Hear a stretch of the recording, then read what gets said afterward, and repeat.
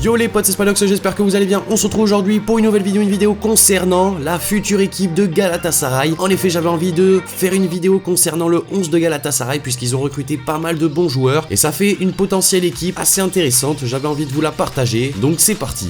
Donc voici le possible 11 qu'on pourrait voir du côté de Galatasaray, avec bien sûr premièrement au niveau des cages Fernando Muslera, l'emblématique gardien de but de Galatasaray, qui devrait encore une fois garder les buts. C'est un gardien très talentueux, un peu sous-coté je trouve, on n'en entend pas beaucoup parler, pourtant c'est un gardien qui fait de grandes choses avec Galatasaray, qui a fait également de très bons matchs avec la sélection uruguayenne, c'est le gardien titulaire de sa sélection. Il est au club turc depuis 2011, il a disputé 330 matchs avec le club Stambouliote pour 365 buts encaissés, ce sera un des joueurs très important cette saison pour Galatasaray. On va passer assez rapidement avec la défense, une défense composée de Mariano à droite, Nagatomo à gauche, et une défense centrale assez costaud, Luyendama et Marcao. Donc c'est pas forcément une défense incroyable, mais c'est une défense qui fait le taf avec des joueurs sur les côtés très rapides, très offensifs, qui aiment vraiment apporter le surnombre en attaque. Mariano, l'on connaît, il avait déjà joué avec les Girondins de Bordeaux, c'est un bon latéral. Il avait également fait de belles choses avec le FC Séville. Nagatomo, pareil avec l'Inter Milan. Donc une défense correcte, même si la défense centrale peut manquer un petit peu de vitesse, ça peut faire le taf. On passe maintenant avec le milieu de terrain. Alors pour le milieu de terrain, il peut y avoir différentes compositions. Alors une première possible composition, du coup, ce serait avec Steven Nzonzi en MDC. C'est vrai que Nzonzi a été longtemps annoncé de retour en France, avec des prêts à Rennes ou à Monaco, voire même dans un échange avec Kevin Strootman à l'OM. Cependant, Nzonzi a finalement créé la surprise en étant prêté avec option d'achat à Galatasaray cet été par la Roma. L'international français a déjà été titulaire 2 fois en championnat avec une passe décisive à son actif. Je pense vraiment que c'est un club dans lequel il va pouvoir se relancer puisqu'à la Roma il a pas beaucoup joué, ils lui feront suffisamment confiance. Ensuite on a bien sûr Jean-Michel Seri, un an après son arrivée en provenance de Nice. Seri a déjà dû quitter Fulham après la relégation surprise du club anglais en fin de saison dernière. Prêté avec option d'achat, Seri devrait apporter en Turquie les qualités qu'il a montrées à Fulham et surtout à Nice où il a été le joueur le plus important. Il s'est fait remarquer rapidement mais pas forcément en bien après un carton rouge reçu pour son 2e match en championnat. C'est un joueur très facile techniquement, il pourra s'imposer très rapidement. On a également Mario Lemina qui a été annoncé proche d'un retour en Ligue 1, un peu comme Nzonzi, mais il a décidé lui aussi de rejoindre le championnat turc en prêt avec option d'achat par Southampton. L'ancien milieu de Marseille et de la Juve devrait former avec Seri et Nzonzi un milieu de terrain technique mais surtout plus qu'intéressant dans la récupération. Après bien sûr il faudra pas oublier l'expérimenté et capitaine Selçuk Inan, puisque là forcément j'ai mis tous les joueurs qui sont arrivés, Nzonzi, Seri, Lemina, mais Inan reste quand même un joueur très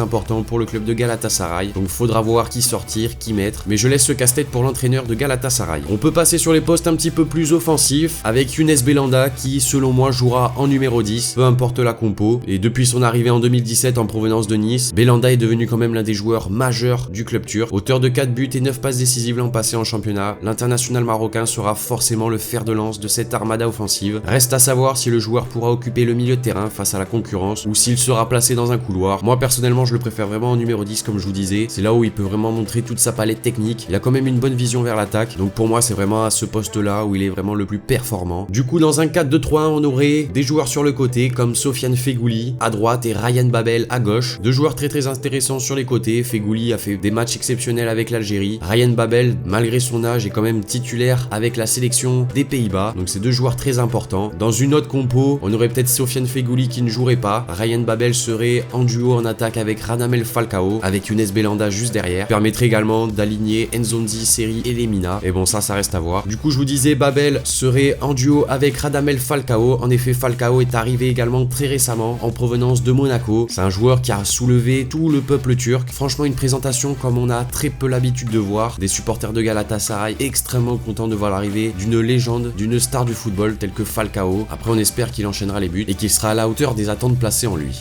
Donc voilà les amis, cette vidéo concernant le 11 de Galatasaray pour cette saison est maintenant terminée. N'hésitez pas à me dire dans les commentaires quel joueur j'aurais pu rajouter, dans quelle composition jouera le club de Galatasaray. Notez-moi tout ça dans les commentaires, lâchez un like si la vidéo vous a plu, abonnez-vous si c'est pas déjà fait. Moi je vous dis à la prochaine pour une nouvelle vidéo, c'était Spanox. Allez salut tout le monde.